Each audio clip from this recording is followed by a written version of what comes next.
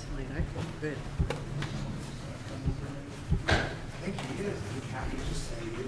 I don't know where the...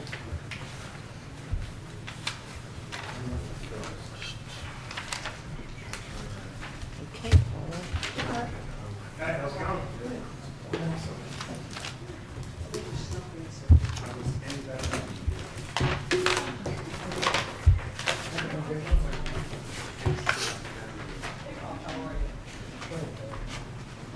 Good morning.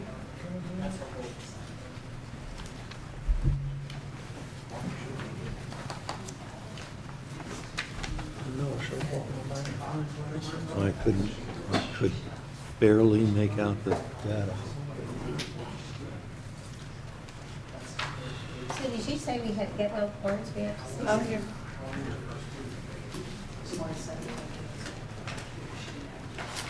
Says ordinance 4 H.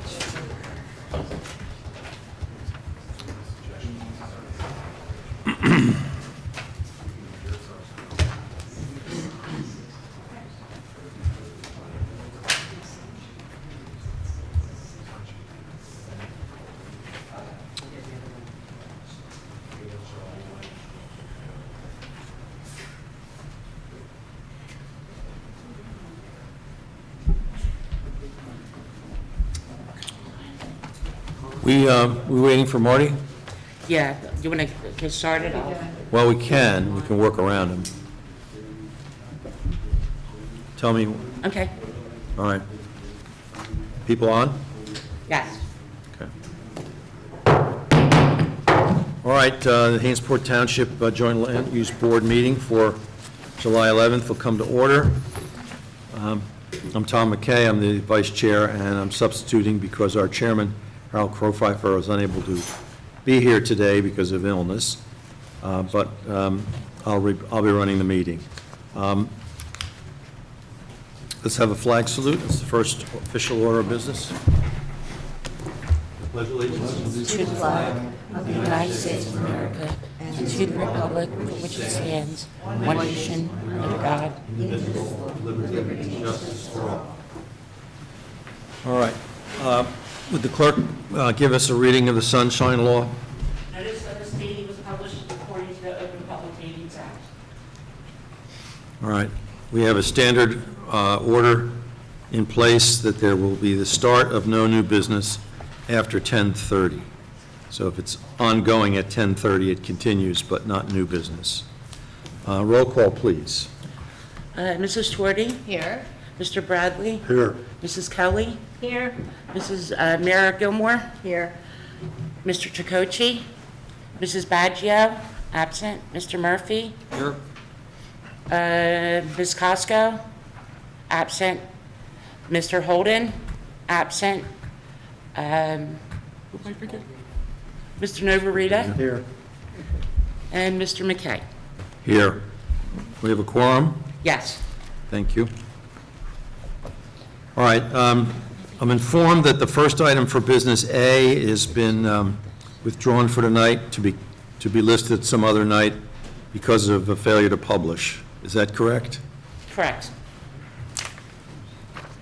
All right, has the applicant been informed of the publishing requirements? Yes. Notice requirements? Yes, and she's going to have to republish for the next meeting. So no votes required for this evening. Okay, all right, so case 24-11 will be adjourned to be rescheduled. Next, we have 2416 Diane and Nick Irvin, Block 100, Lot 55. This concerns an in-ground pool variance request. Are they in the audience? Yeah, Yes. Please come forward to the podium and be sworn together. Ask you to raise your right hand, please. Do you swear or affirm testimony you give tonight to be the truth, whole truth, nothing but the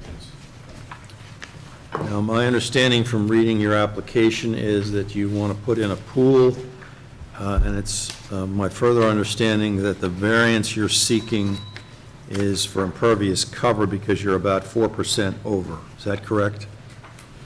Yes? Yes, correct. You have to speak. Oh, sorry. It's okay. Kathy, is that in line with your understanding of this plan?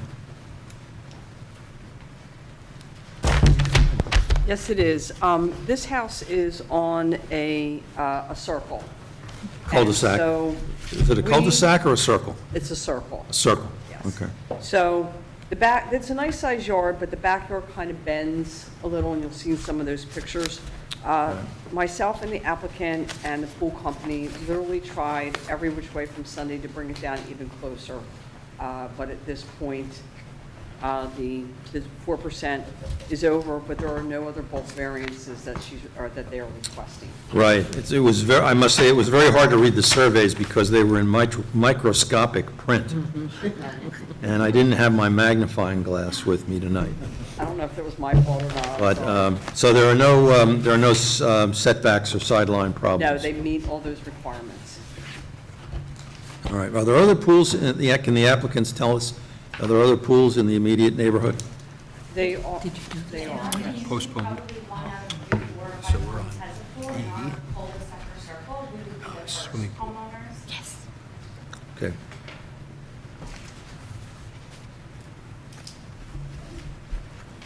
All right. Any questions from the board? No, I'd just like to make a comment Yep. that I have spoken to the neighbors, and the neighbors are perfectly fine and like to see this nice family get their pool. Well, that's good. Well, we can't accept that as testimony. I know, but that's just my However, comment. the comment is appreciated. Thank you, you're welcome. Any comments from our professionals on this application? No, sir. None. All right. Do you have any further comments to make other than what's been explained? No, we appreciate your time. All right. Is this whole backyard fenced, or are you putting a fence around the pool itself? It's completely fenced in. So the backyard is Whole fenced? backyard. Oh, okay. All right. So I have to have a public comment on this. I don't know whether we have any. But at this time, I'll open the meeting up to any members of the public who want to comment on this application and this one only. So I hear no one from the public here present asking to speak.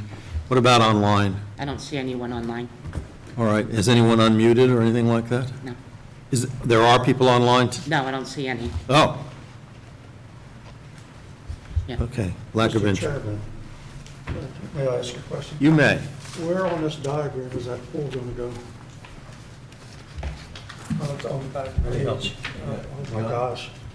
That's that rectangle. Oh, my. Okay. Couldn't get any smaller. I know.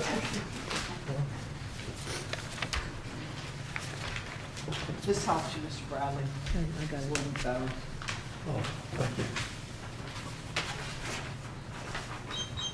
Oh, yeah, look at that. Thank you.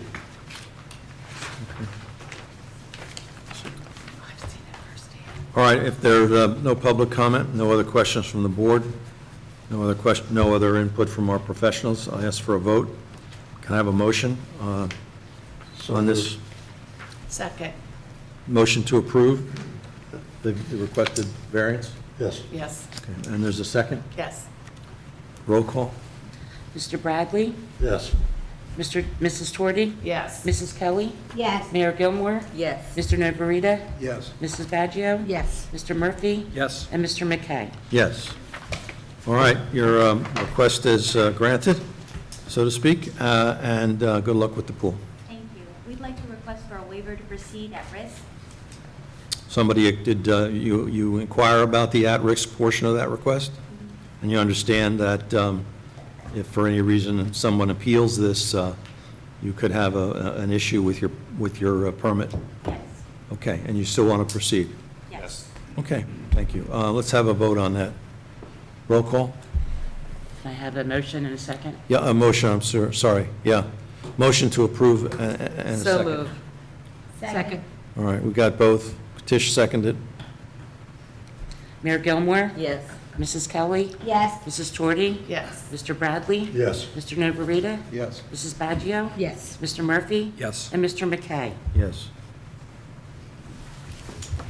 All right, good luck, thank you. Thank you so Thank much. you all. We appreciate it.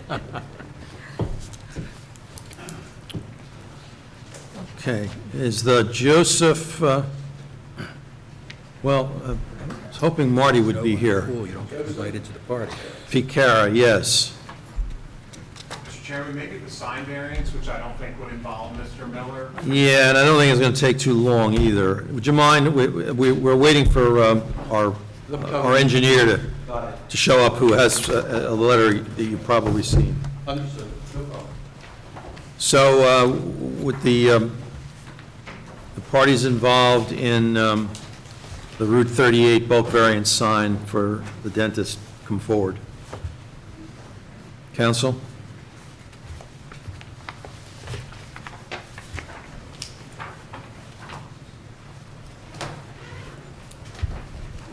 Counsel, would you enter your appearance and introduce your client? Yes, my name is Luke Grabiak. I'm appearing on behalf of the applicant 1487 LLC. I think if you turn that up, you won't have to Yep, you're right. slump over like that. Luke Grabiak appearing on behalf of the applicant 1487 LLC. One of the principals of the applicant is here with us tonight, Paul Simmons, and he's sitting to my left. Mr. Simmons, is it Dr. Simmons? I live Dr. St. Paul Simmons. Wife is out. His wife is Dr. Simmons, all right. Paul Simmons, would you come forward and be sworn? Thank you. Thank you. So I was swear you in, raise your right hand. Thanks. You swear or affirm Watch the wire. I do.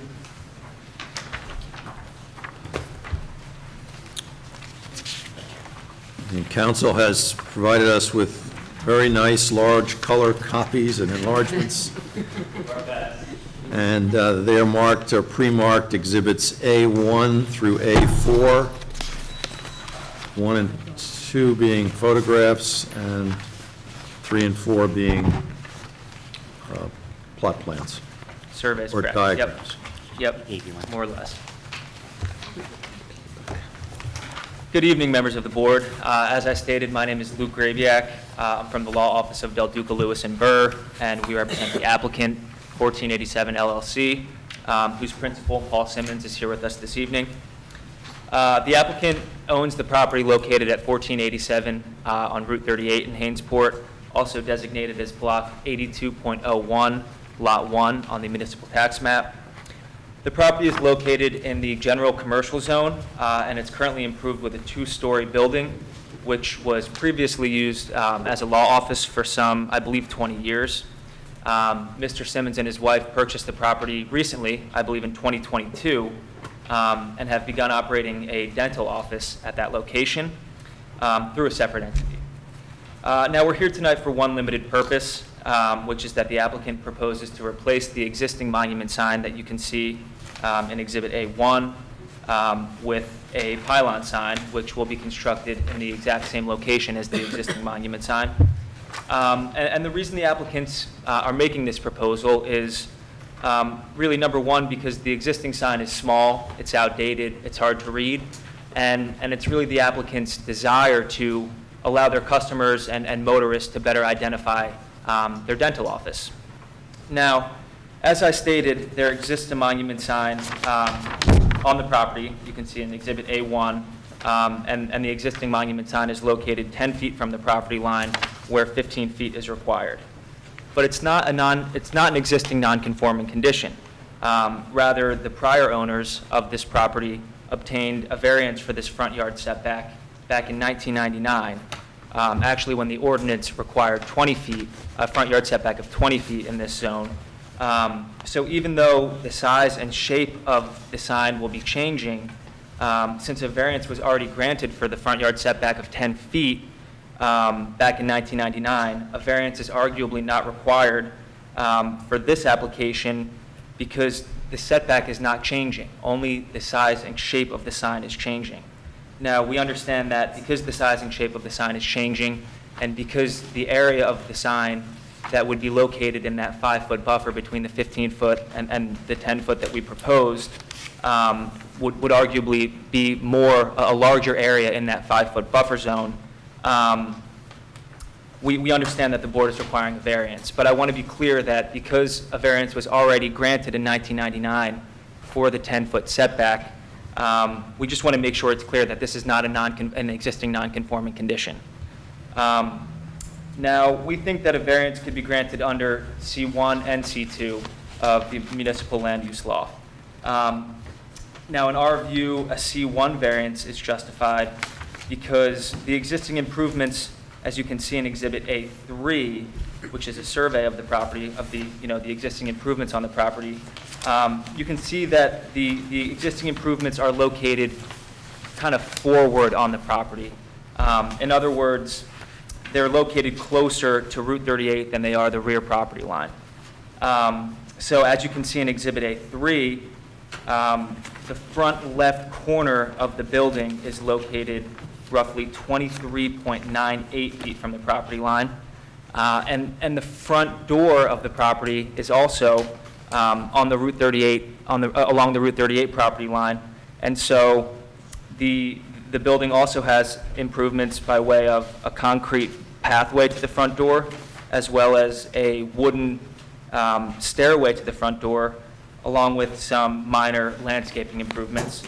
And so the bottom line is that there's really not enough space in front of the property to construct a freestanding sign. And we believe that's why the prior owners in 1999 applied for a very similar variance, and we believe that's why this board granted that variance back in 1999. Now, you could, the applicant and I had discussed possibly, and the applicant's sign manufacturer had discussed possibly putting the sign, if you look at Exhibit A3, to the left of the parking lot. But if you put the sign to the left of the parking lot, while there may be a little bit more room there, the sign would be located on the far side of the access to the property. And so motorists would miss the driveway, and we believe that would be unsafe. Not to mention it would be more expensive for the applicant because either he would have to dig up part of the parking lot or the access way, and he would have to connect whatever electrical access he has on the property all the way over to the far side of the access way. Now, to the right side of the property, as you can see in Exhibit A3, there's also very little room. If you look at Exhibit A3, the survey, you can see the front right corner of the building is located 24.97 feet from the front property line. And so while it may be possible to put the sign there, there's still very little room, and then you start getting closer to the sideline. And while there may be slightly more room, it's less practical. And so therefore, the applicant's only other option, if this variance were not to be granted, would be to tear down the property, move it back, and that way they would have a little bit more room to put a freestanding sign. But we believe that's the undue hardship. That's where the undue hardship is posed, because obviously, it would be prohibitively expensive to tear down the existing structure, move it back just to make room for the freestanding sign. Now, by way of negative criteria, we think that the application can be granted, or the variance can be granted, rather, without substantial detriment to the public good. First and foremost, because the location of the sign is not changing. It's going in the same spot, the size and the shape will change, but the sign will be going in the same exact spot. In addition, the proposed sign and setbacks are consistent with the development along Route 38. I believe the property owners on both sides of the applicant's property both have constructed large pylon signs. So we think it's consistent with the development along Route 38. And also, the existing sign, like I said, is old and it's outdated. And we believe that the proposed pylon sign would certainly be an improvement visually, while also allowing motorists and customers to make safe traffic movements from Route 38. Now, in our view, the variance could also be granted under C2 of the MLUL, which requires the applicant to show that the deviation from the zoning ordinance will actually advance the purposes of zoning. In this case, we think it will. Number one, as I mentioned briefly earlier, it'll allow motorists coming down Route 38 to make safe traffic movements and to be able to better identify the sign. And number two, the sign will advance the purposes of zoning, again, because we think that it will promote a desirable visual environment. We think it goes without saying that the proposed sign is architecturally and visually much more appealing than the existing sign. And the bottom line is it will allow motorists and customers to be able to better identify the dental office. That's all I have by way of opening comments. There was no review letter in connection with this application, so if the board has no questions for me, I'm going to ask Mr. Simmons to step forward to provide some additional testimony. Yes, counsel, when you do that, would you have him speak to us about what you're proposing for the facade sign, which is shown in A1 underneath the windows? Well, we're not proposing anything for the facade sign on the windows. This application only concerns the freestanding sign, replacing the freestanding sign with a pylon sign. Unless you had any other specific questions, I believe that the facade sign is conforming. Well, we'll ask about that. Okay. You don't have dimensional information on that facade sign, do you? I don't, unless, Paul, do you have any information off the top of your head about, the dimensions of this facade sign here? So the facade sign replaced the pre-existing sign from the law firm, and we were granted permit to do this. So all the existing signage that is shown on the picture went through zoning office permit process. So it's essentially replaced the name of the previous office, which we can't keep by law. Can you describe the size of that? Yeah, same size. Yeah. I don't know what that is. So, Is it 3 feet by 4 feet, or?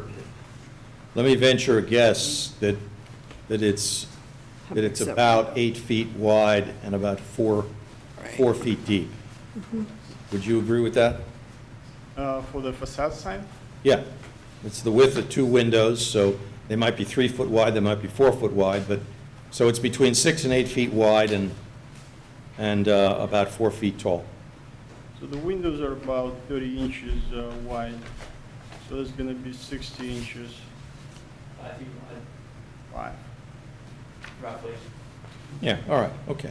so just to let you know, it does meet the intent of the ordinance. It also is using the same frame that when the Sitzler and Sitzler were there, that was the sign that they had on their facade. And it was, we Yes. approved it way back when. And I permitted it as well. You're right, okay. And just to give you a little history, this was the attorney's office. One of the things is they did have approval. They came back to the board for the sign back then, as well as now. This gentleman has done a great job. He has totally renovated the inside of this.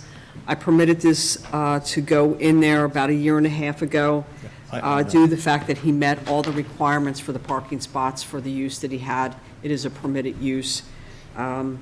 So at this point, there's a constraint on the ground as stated. We actually looked at the parking lot, but by removing any of his parking spots, and that becomes a variance issue for him because he wouldn't have met that as per required per seat, that you need parking spaces for this dentist office. So that is the other reason. We did look at different options, just to let you know. Was there any consideration of installing the sign immediately to the right of the wooden walkway? No, and I tend to agree with this is because the fact is that if we take a look up and down 38, this is where the majority of these signs are located and have been granted variances, and it starts from like the Nissan all the way going west on 38, because there's constraints on these lots. They're not, a lot of them are not very deep. But I felt that his variance would be something to consider to come to the board. I myself, as a zoning officer, didn't think that this sign, this future sign, was in a bad location. I'm having trouble trying to visualize how high this sign is, but to use a comparison, is it about the same height, or is it proposed to be about the same height as the Ace of Spades sign down the road? Correct. They're allowed to go up to 18 feet high. They have to have 8 feet below from grade up to the bottom of the sign. And the size of his sign, he's allowed to have 80 square feet, and he's far from that. Yeah.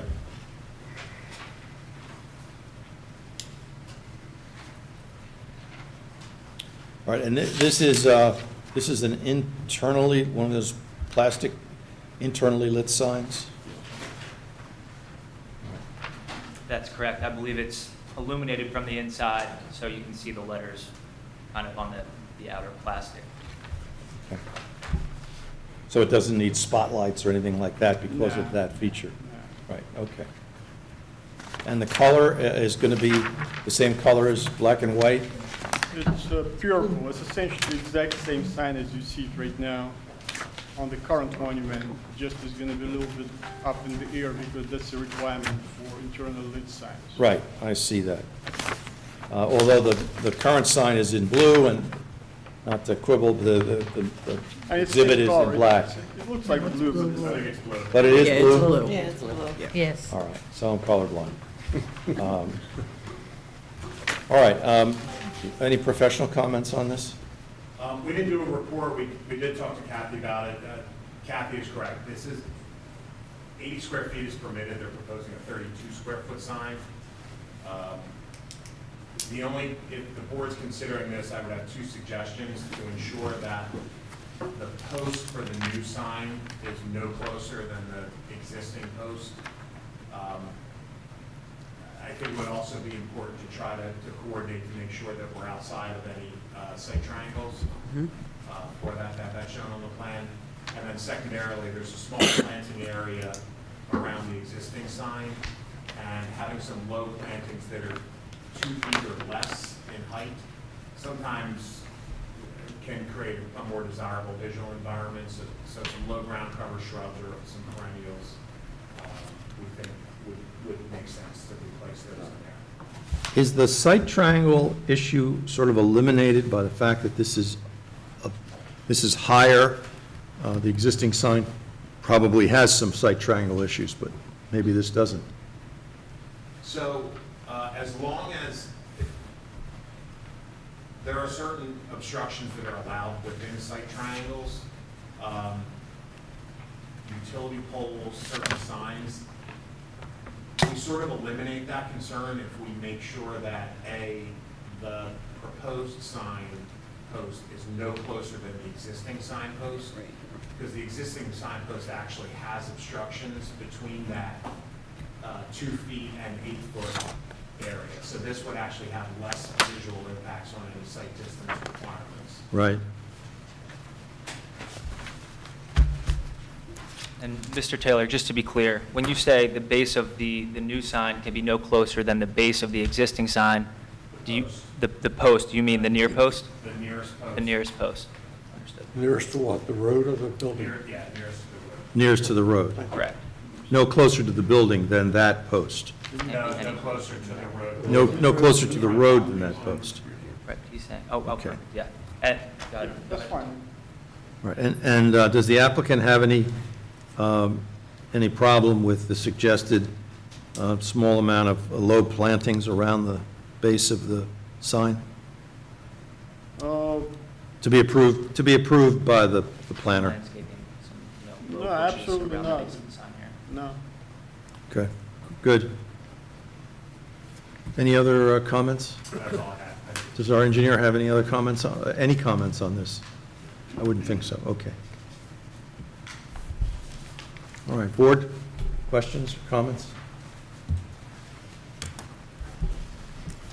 Seeing none, hearing none? All right, we'll open it to public comment. Anyone, member of the public, wish to comment on this sign application? Hearing none, we'll close the public meeting. Have we had any visitors online? No one is online. Still none, okay. So we'll close the questions. Bob, we have an application under two different C variances. They're asking for a front yard setback for the new sign location, and conditions are that there'll be low plantings around the base. The base will be no closer to the road frontage than the existing sign, post which is closest. And it'll be in accordance with the rendering. Is your recommendation that this approval be made both under the C1 and C2, as they've asked for? doesn't make any difference. The resolution takes care of Okay, all right. that. Either theory can apply. Right, right. He's proposed it under both. Okay.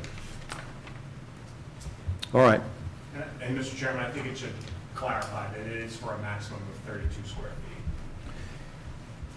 Yes, well, we have the exhibit, and To the dimensions specified in The- your exhibits. the Exhibit A2, if the resolution references it, the sign is to conform with that and the dimensions thereon. My preference would be to show the 32 somewhere in the resolution, so 28 years from now, when Kathy is trying to give somebody else a permit. No, I hear you, although the What'd you exhibit say, does Scott? The exhibit itself does describe it as 32 square feet. So. All right.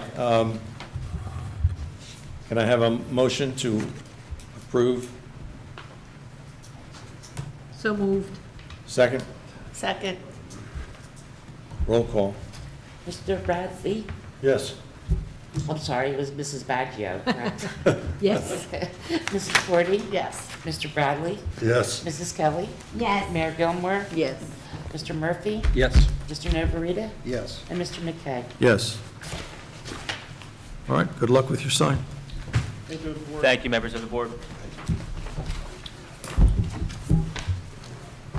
All right, next and last, we have the Picara subdivision. Thank you for waiting, counsel. Being patient, counsel.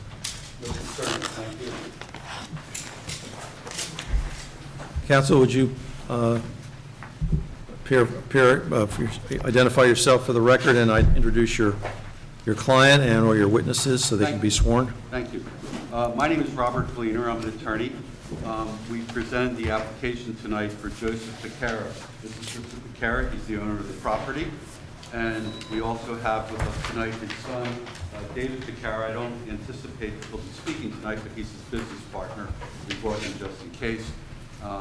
It would have him in the bullpen in case we need him. And I have Sam Agresta, who is our professional engineer and planner, who will be testifying. So, All right, you want to swear in the applicant and Mr. Agresta at the same time? Swear or affirm the testimony you give tonight, and the truth, whole truth, nothing but just briefly, I'm going to give you the overview. This property is actually 3 lots, and we're proposing a subdivision to make it into 2 lots. Now, both lots are still undersized, but of course the 3 lots were far undersized. So we're trying to make it a little less undersized. Nevertheless, we still need a variance because they are undersized lots.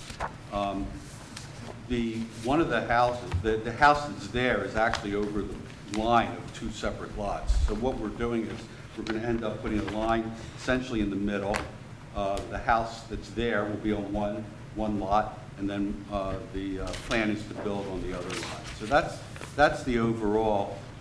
With that, I'm going to bring up Mr. Picara, and we'll have a few questions, and then we'll obviously the board will be able to answer it. Yeah, while you do this, make sure you give us the identification of the street address and where this is located, so the public, if there is any listening, This is will the know. corner of Main and it's actually 215 Stokes, and it's the corner of Main and Stokes. And we apologize, the plan we submitted said New Jersey Avenue. That's a mistake on the plan, which of course will be corrected on the final. It's actually on the corner of Stokes and Main. Right. And you have gotten, or you have received comment letters from Taylor and Limo, correct? We have, and we're prepared to address those comments. Okay, please do that with regard to each letter. Yes, we will. Thank you. We will. Okay. Mr. Picara, you are the owner of the property, correct? Yes, that's correct. And what is your experience in general? I understand you rehab properties, is that correct? Yes, that's correct. Share that with the board. What's your experience? I started construction business 3 years ago with working for general contractor. I worked with him 10 years. After that, I opened my own company, home remodeling and improvement, for I'm running till now. And I have big experience in construction matter.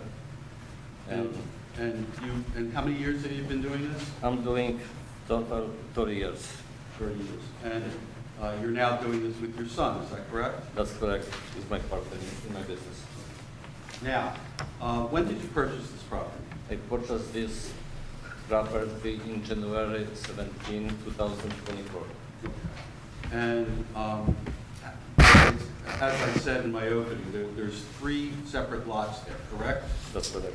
And the house that's on the property, is it true that it goes over 2 lot lines right now? Yes, that's correct.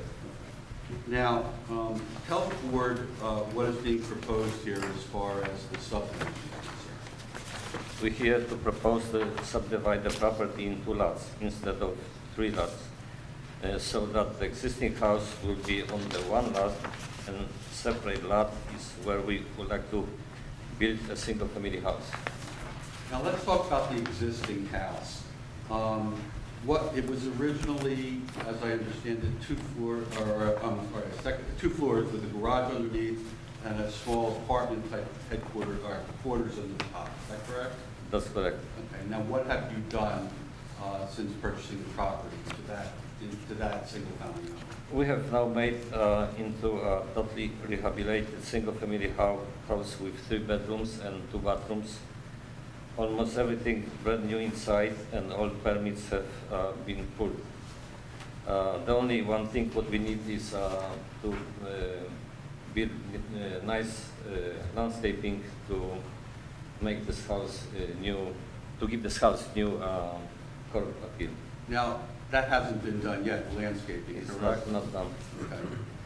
If the board grants this subdivision, would it be your wish to be able to coordinate all the landscaping for the new house and the old house at the same time? Yes, I would. Okay. But if the board prefers landscaping to be segregated, you would be willing to do it for the old house while the Yes. new one? Yes, that's correct. Okay. Now, turning to the new house, describe for the board what you contemplate you're going to build on the second lot. We like to build modern single-family house with 1 garage and driveway, small driveway. Is it going to be as proportionally to the house that's next door? Is it going to be larger, is it going to be smaller, about the same size? Will be about same size, yes. Okay. And do you know how many bedrooms, how many bathrooms? Will be 3 bedrooms, 2 bathrooms. And will you be doing this? Will you be getting subcontractors? Of How's course. that going to work? I'm gonna hire subcontractors, professional with license, electrician, plumbers, framing, and roofings. And it goes without saying all the proper permits will be obtained? Of correct? course, all permits has to be obtained. Okay.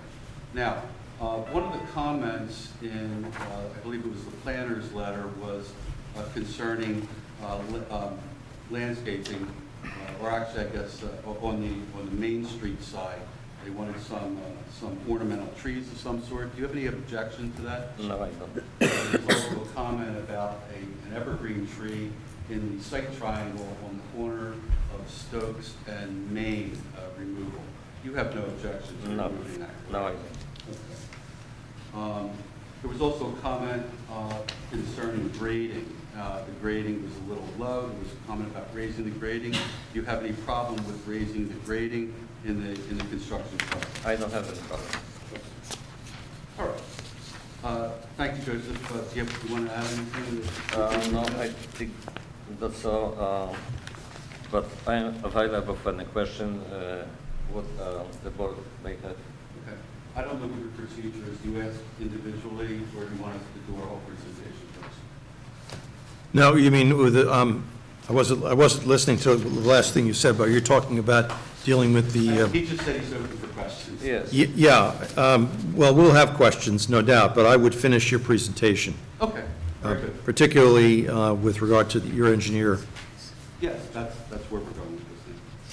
Okay, Sam?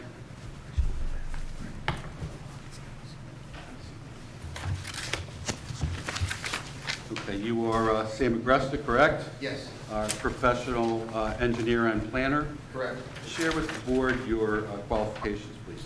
I'm a licensed engineer and professional planner in the state of New Jersey. I have a bachelor's degree of architectural engineering and construction management from Drexel University.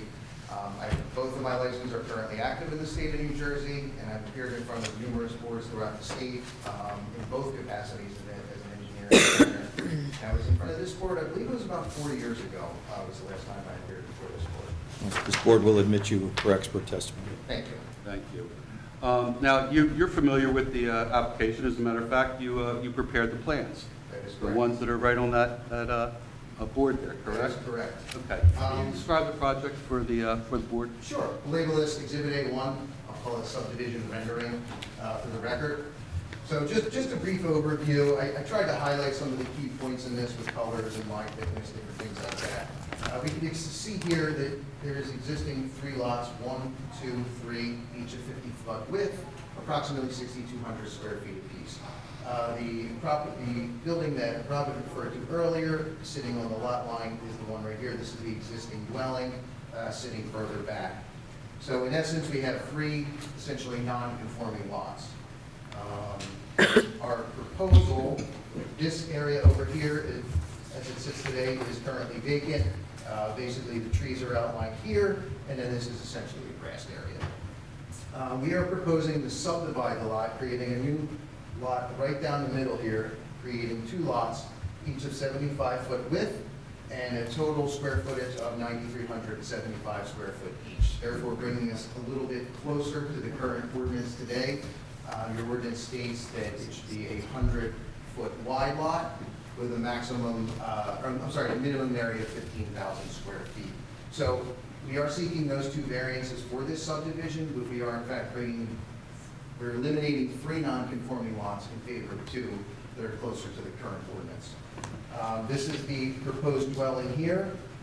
We took great consideration in where to place this dwelling. Where it's placed now, there's no need to eliminate any current trees. We were able to preserve all the trees on there, which are in fact well-established trees. This is the evergreen. We will be losing this one here on the corner here. That's the one that sits in the site triangle. So as a matter of safety, that one will be removed. We are happy to provide compensatory plantings for that removal, which we'll show in the form of some kind of ornamental or decorative tree along Main Street. So in support of the variances we're seeking, we'll just discuss briefly the positive criteria and show that our proposal, in fact, does promote the intent and purpose of the municipal land use law, and to outline a few special reasons under 4055D-2. The first one being that this proposed plan does in fact provide, in my opinion, adequate space and open area. You can see that the new lot still provides a very large rear yard as well as a side yard for barbecues, cookouts, game and catch, whatever it may be. Contrary to that, the existing lot will have a larger front yard. There is an existing setback variance that's required here. I don't recall the exact dimension off the top of my head, but that will remain. So this will have a smaller rear yard in favor of a larger front yard, but still providing plenty of open area. And then item G under the special reasons states that the municipality shall provide sufficient space for various uses. One of those is including residential, which we are proposing an additional residential unit here today, which also meets the needs of the citizens. I'm sure we're all aware that not only in the state of New Jersey, throughout the country, there is a severe housing shortage. So at this point, in my opinion, every good, reasonably sized house that we can provide is an asset to the community as well as the area. Item I, under the special reasons, says that we create a good visual environment through good civic design. You heard testimony about additional plannings, landscaping. The applicant, Mr. Vicari, took an existing, underutilized, somewhat neglected house that had sat there. You heard about the beautification it's going through, converting a garage, essentially not even useful, into a nice, useful 3-bedroom, 2-bathroom house, which is a highly desirable housing unit in today's market for smaller families starting out. And item M under that, to support the positive criteria, is the municipality should encourage development by means of lessening cost of construction, different developing aspects. This is a clear lot. There's no clearing involved. There will be very minimal grading. There is minimal tree removal. In fact, the only tree we're removing is for a safety reason. So therefore, supporting the fact that this will decrease the construction costs by still providing an adequate dwelling. And then to touch upon the negative criteria, we should prove that the variance can be granted without substantial detriment to the public good.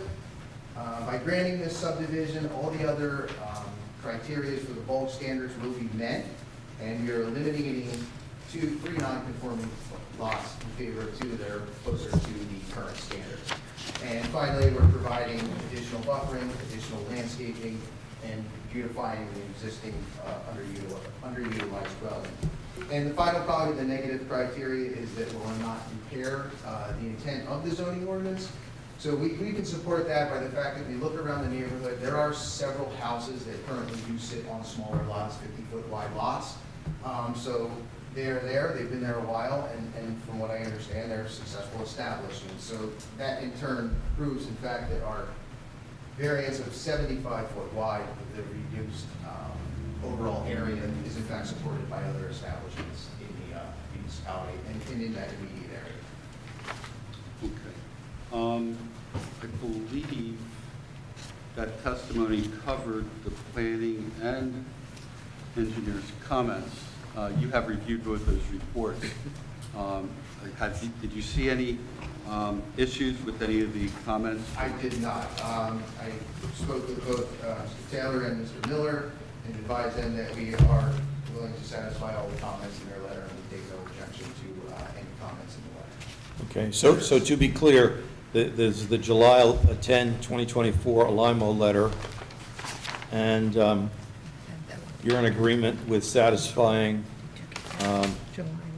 both the minor subdivision checklist requirements that he points out, as well as conforming or complying with the plan comments 1 through 15 and the general comments. Is that correct? That is correct, yes. Okay. And specifically, there was a question whether it's going to be done by deed or map filing. We're going to be filing it by deed. By deed, okay. And then, again, to be clear, we have the May 15, 2024 letter from Taylor Design, and they have 8 general comments. And are you in agreement with complying with each of their comments? That is correct, yes. All right. Thank you. Mr. McKay, that is our presentation. Obviously, we're available. We want to hear any more further comments from the planner and the engineer, and we're open for questions. Certainly. With regard to the planner's comment about landscaping and color of the building, sod issues, that sort of thing, Mr. Taylor, is that something that we would want to have the applicant's engineer at the appropriate time, or the applicant is the builder, confer with you at the appropriate time? Well, I think from one standpoint, Mr. Agresta indicated that one of the purposes of zoning that he believes is advanced is the creation of a desirable visual environment based on the architecture, the improvements, and the landscaping. The board has to agree with that. I haven't seen any architecture. We've heard that it's going to be improved. That may be something that the board wants to see for this site. So while I'm happy to do that in normal site plan applications and other applications, I think the architecture, this is a corner lot, it's pretty prominent. This is close to a 40% deviation in lot size, which I'll ask Mr. Agresta some comments on. But in terms of the aesthetics, I would defer to the board members as to whether or not you would actually want to see what that house may look like and whether that would impact your evaluation of the proposal. All right. While we're on it, any other comments on your comments? Nothing in particular. I'll probably touch on a few, and after the board members go, I may ask Mr. Agresta any applicants with additional questions. Okay. Mr. Gleaner, what can you tell us about the architectural Yeah. issues? It's kind of a chicken and egg kind of thing. I mean, we could have come in with a full-blown plan and shown that whole thing. The way I view these and the way I've handled these in similar situations is that we ask for a subdivision approval subject to, additional drawings and that to be submitted. And we have no problem with that. Obviously, if we came back and that wasn't approved, then the subdivision goes away as well. So, at least we know that we're, progressing in the right direction before we spend a lot of money. I mean, obviously, if you're going to reject the plan altogether, then we have nothing. But we would be willing to take that sort of approval. Mr. Kingsbury, what's your thought on that? Subject to proposal? That happens frequently. You Right. can make a condition upon the board approving the architectural plans at a point where they're ready to submit. Right, and that approval doesn't necessarily require a reappearance of the applicant, but No, I'm not give that authority to the planner. well, that's the issue. That's the issue. Yeah, their testimony to the board, and the board has to vote that this will create a desirable visual environment, Well, we can't do that without seeing it. and we can't do that without seeing it. We'd have to have a second vote once we took a look at the conditions, or the proposed architectural renderings. I've actually seen it in both areas. Sometimes they give it the planner authority, sometimes the board comes back. It's totally your discretion. Yeah, We're willing to wait. I sense that the planner, while they take on a lot, maybe not willing to take on this. Perfectly acceptable. Yeah. All right. I mean, can you, just as a preview, I mean, is it going to be a colonial look or a modern look, or what is it going to look like? Honestly, I haven't spoken. Mr. Becerra? Yes. What do you envision, what the building's gonna, or the house is gonna look like? My vision would be a two-story single-family house, 3-bedroom, 2-bathroom, with garage inside the house, concrete driveway, and I think they're interested in the type of house. Would it be Right. colonial? colonial. That would be colonial style. All right, well, we still need to see some kind of renderings or a photo of another house that's going to be, this will be copied from. Understandable. And All no right. problem at all. All right. Any board comments before we get to any professional comments? Will there be any changes to the existing house? On Just lot the 9? modifications that he testified to. That was, if you want, they can repeat it. I mean, I understood the testimony to be that it was a garage with kind of an apartment above it, and it's now been converted into a 3-bedroom, 2-bathroom. You don't have a photograph of that existing house, do you? Because the diagrams are identical from, Yeah. I'm sorry, we do not have that. I drove by it. I did drive by it today, and it's pretty much just a standard 3-story, 2-bedroom. The frontage looks, The applicant has made, has all his permits with my construction office. They added a front roof porch. They've made quite a few improvements, and I say that strongly, inside and on the out. So it's completely improved compared to what it was. Okay. I do have a question, Mr. McKay, may I ask? Absolutely. So one of the questions I have is, and that I walked out the room because I went to the tax office, has this been confirmed with the tax assessor that these are two separate lots? Will now be recorded. That these are 3 separate lots? Because the land description that we have is 150 by 125. So has it been confirmed by the tax assessor that these are 3 separate lots or all deeded as one? As a matter of fact, I think I got a letter when I was asking for the list. Give me a second. Okay.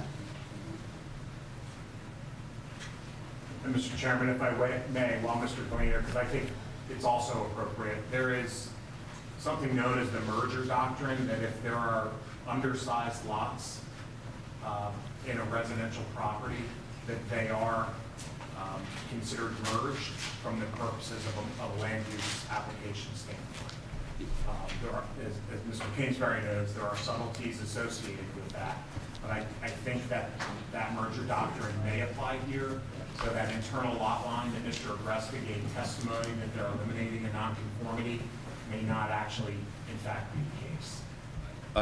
I agree with that. I think that from town to town, it's a technicality that it still shows as separate lots, but from my operation of law, it became merged. I'll defer to Mr. Kingsbury, but that's my understanding of the law. Well, that does not apply if the lots were created by an approved subdivision. I don't know whether they were or not. I don't know either. But the purpose of what they're asking for, I don't think that's a factor. And from what I understand, it's being taxed as one lot. So that's what I'm, obviously, it's a question I think should be addressed before anything. Also, I'd like to find out from Mr. Picara, is that, do you have a new home builder's license? I know you have a 13 VH number, which is a home permit contractor registration, but do you have a new home builder's license? I have construction license. I'm sorry? I have a New Jersey construction license. No. There's two separate things. There's a home improvement contractor registration, which allows you to do rehab. But on new construction homes, you have to have a New Jersey home builder's license. No, I don't have. Okay, so if you are going to be building this home, you must by law have one. Yes, sir. So you would have to apply online to the state. It's not difficult. I will. Okay, so I just want to make sure of that. Thank you. And I'm looking for the letter. Something's telling me, and I might have been thinking about this on a different application, that when I sent the request for the list, it came back, I think I only put 2 properties on there, and it came back that it was 3 for advertising purposes. I can't be sure of that, and I can't find it quickly enough. Are you talking about the 200-foot list? Yeah. It's listed as one property with additional lots listed next to it. I guess that's what I'm remembering. Yeah, But- it's, that's common, even Okay. if lots have been consolidated. My own home was that way. It Okay. was listed with one lot and then an additional lot, which it was all one. Whatever it is, we'll be sure to have the appropriate designations in the deed. I'm going to be sharing that with Mr. Kingsbury, and we'll sort out whatever needs to be sorted out so that it's properly designated by law. I think it's more of a technical thing. It's important, but I think it's more technical than anything else. All right. Mr. Kingsbury, is there anything that you've heard that would prohibit us from moving or prevent us from moving forward tonight? No, other than compliance with the conditions. Sure. Compliance with the engineer's letter, the planner's letter, and submission of architectural plans subject to approval of the board. That's totally acceptable. All right, any other comments that either of the professionals have? I do. Part of Mr. Agresta's testimony was that, as the board knows, under the negative criteria to indicate that the proposal will not be inconsistent with the zone plan or the zoning ordinance and essentially the neighborhood character. And there was some comment that there are other non-conforming lots in the area that are 50 feet wide. Do you have any kind of an analysis of any lot areas? Are there other single-family lots that are? Property, I believe it's directly across the street from us, lot, it's in my book somewhere. Let me see here.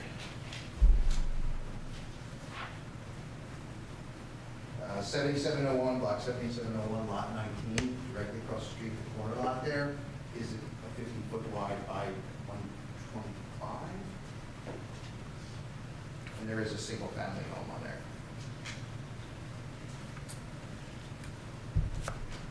And there are several others throughout that small neighborhood. Off the top of my head, I do not have those identified. And the house appears to have been there for some time. It is by no means new construction. The existing home. So that could have predated the zoning. It very well may have, correct. Are there any newer homes that are constructed on lots that are Under 10,000? Not that I am aware of, Scott, off the top of my head, no. I'm not aware of it. So we would just offer to the board that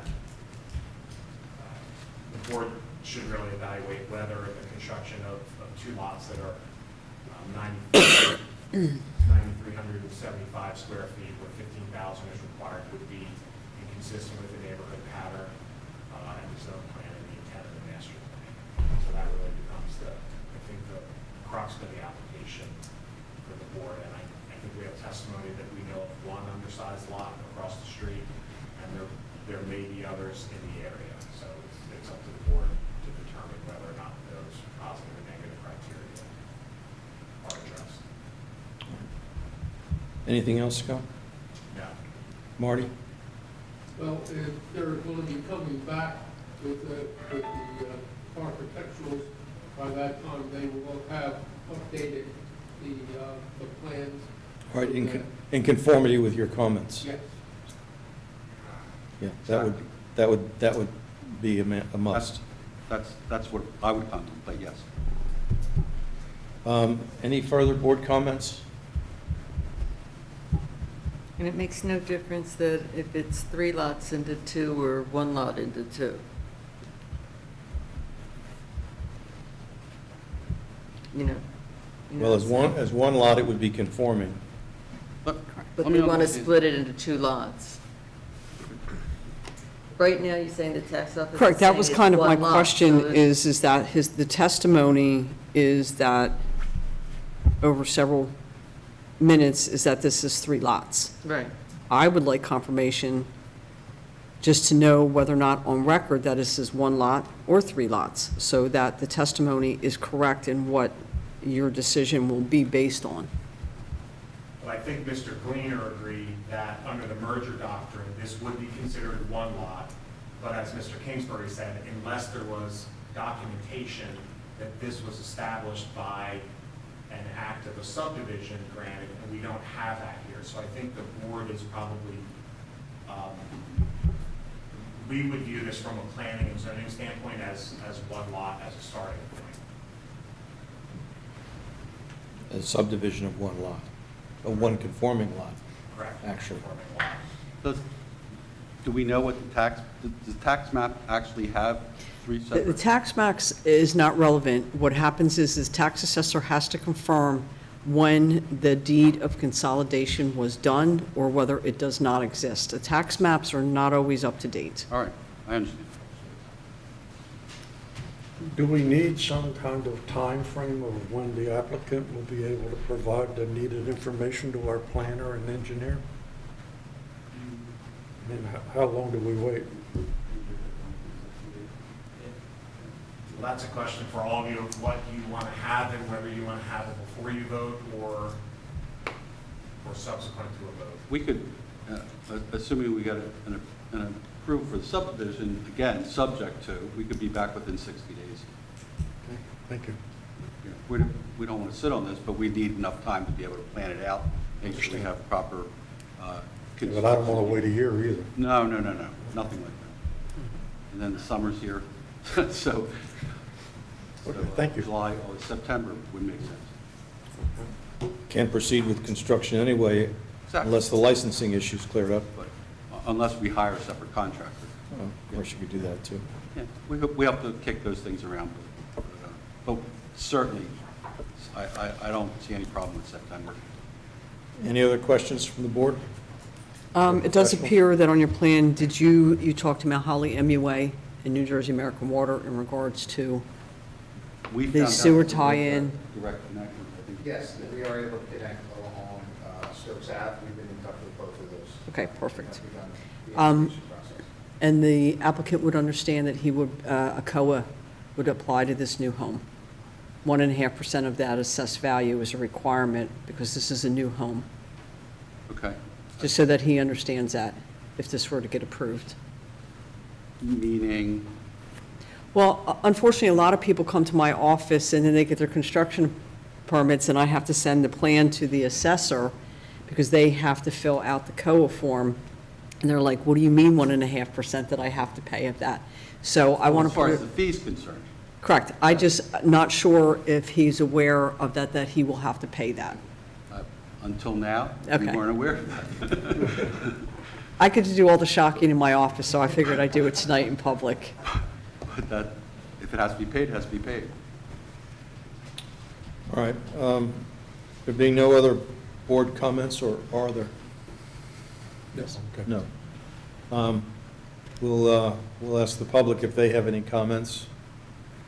And hearing none, we'll move on to those online. No one online. There's no one online. All right. We'll close the hearing then. So, Mr. Kingsbury, give us some guidance as to our options for a motion here. You can vote on this tonight with the conditions. You can continue it to August for the submission of evidence regarding how those lots were created. Were they created by legal subdivision or some other method, which would address the issue of the merger? You have, as far as the time frame is concerned, you have 120 days to act from the time the application is deemed complete. So you've got time, you don't have a time pressure. If you want to vote yes or no tonight, you can do that, or you can continue it to August for additional information. Mr. Gleaner, my sense from the professionals is that they would prefer to see this adjourned for 60 days so that your presentation is made more complete than it is, both on the deed issue, the merger, deed/merger issue, and also on the architectural design, colors, and I'm going to add a third one that the professionals didn't request, but I think is important, and that is a little more information about non-conforming houses in the immediate area to bolster your argument that it will not affect. Do you have any, does your client have any opposition to that? I certainly prefer adjournments to a negative vote. We all do. We all do. I understand. And I look at some of these meetings as a journey to understand what the concerns are of the township, and I appreciate that. So if you give me 1 second to look at my calendar and confer with my client on whether it's going to be August or September, I would appreciate that. Let me have some further input for the clerk, because our calendar is also a factor here. Yeah, it's very full. The next meeting is August 7th, and then the one after that is September 4th. That's the day after Labor Day? 2 days after. 2 days Labor after Day. Labor Day. It's a Wednesday evening. Let me confer with my client. Sure.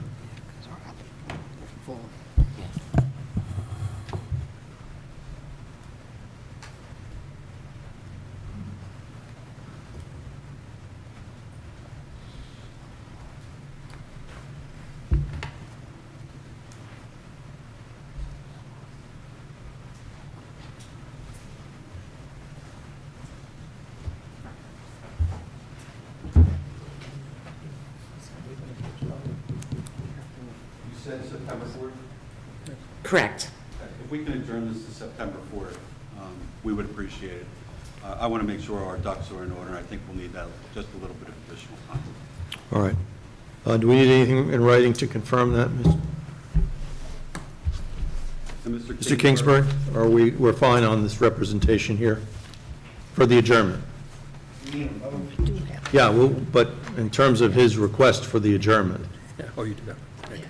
September 4th. To September 4. Yeah, okay. Mr. Kingsbury, I assume I don't have to re-advertise? That's correct. Thank you. All right, so can I have a motion to adjourn this matter for further review until September 4 of this year? So moved. Second. All right, we have a second. Second. Roll call. Mayor Gilmore? Yes. Mrs. Baggio? Yes. Mrs. Torty? Yes. Mr. Bradley? Yes. Mrs. Kelly? Yes. Mr. Murphy? Yes. Mr. Novarita? Yes. And Mr. McKay? Yes. Thank you, folks. Enjoy the summer. Yep. See in Thank September. you. Thank you. There's a song there. You don't want to hear me sing. Thank you, sir.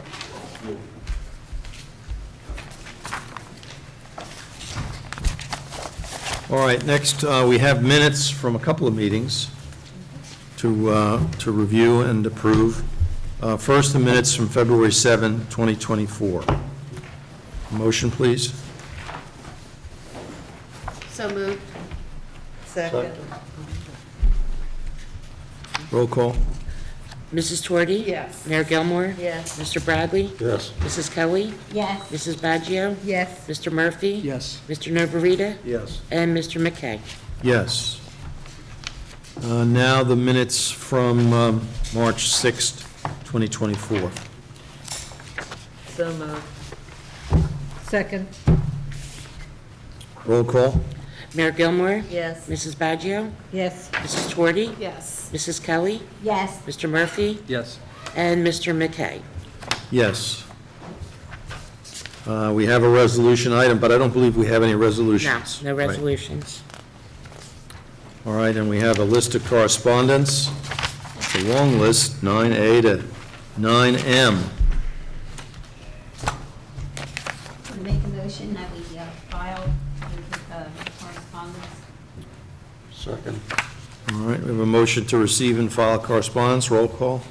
Mrs. Kelly? Yes. Mr. Bradley? Yes. Mrs. Torty? Yes. Mayor Gilmore? Yes. Mrs. Baggio? Yes. Mr. Murphy? Yes. Mr. Novarita? Yes. And Mr. McKay?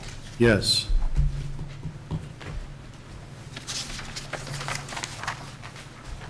Professional comments? Gentlemen, anything? Mr. Kingsbury, nothing? No comment. All right. Any board comments? Quiet tonight, no comments. I just want to congratulate Mr.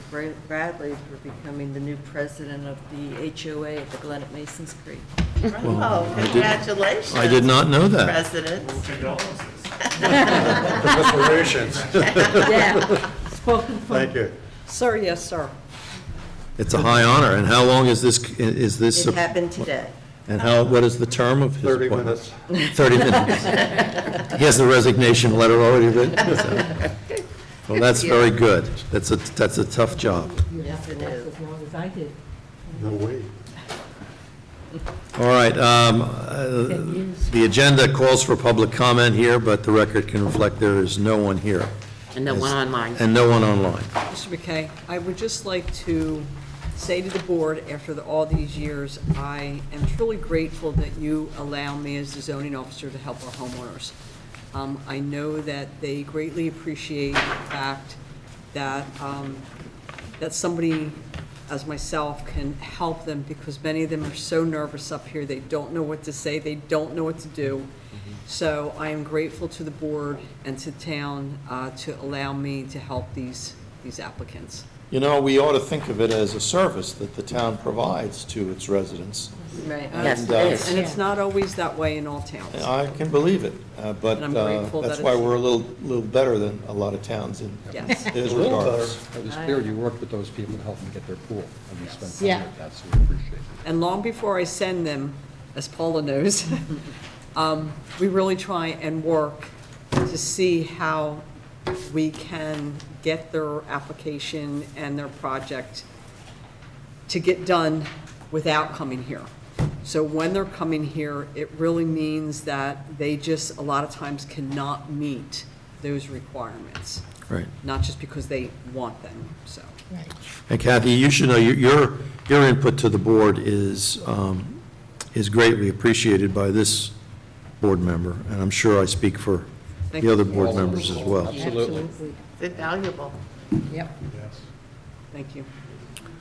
All right, somebody want to make a motion to adjourn? So moved. Second. All in favor? Aye. Any opposed? What's up with the Hearing air none. conditioning, by the way?